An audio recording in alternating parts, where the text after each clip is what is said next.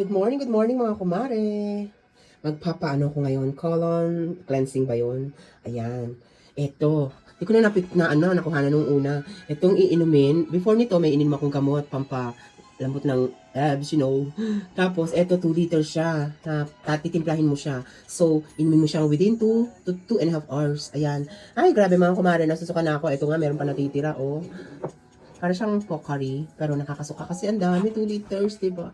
Ayan, so after nito, pag clear na yung abs, tatawag ako sa hospital, tapos magpapa-schedule na ako for cleansing na ng colon. So, see you mga kumari mamaya. Sana makuhanan ko yung, hindi naman on the process, kasi bawal yan, bawal, diba? Ayan, abangan nyo ako, mga kumari, sinisipon nga ako eh. Okay, bye-bye, thank you. Ayan mga kumare, nandito na tayo sa hospital. Kukuha na natin yung ating BP, yung ating blood pressure. Dito sa Japan mga kumare, ikaw ang mag-isa, parang uso yung do it yourself. O diba? Pati pagpunta sa hospital, ikaw ang mag-isa kasi sobrang busy rin ng ating mga anakis. So go ka mag-isa dyan, Gora. Medyo malungkot pero okay lang naman. Safe naman dito sa Japan.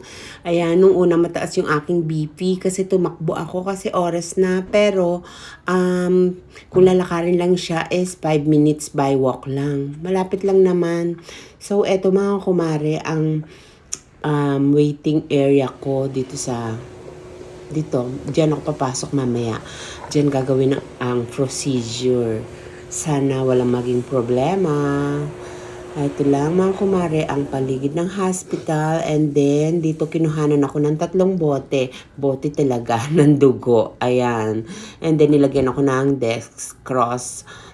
Sabi nung nurse, tubig lang daw yan para hindi ako ma-dehydrates habang ginagawa yung procedure. Sana okay ang result, diba mga kumare? Thank you. Bye-bye.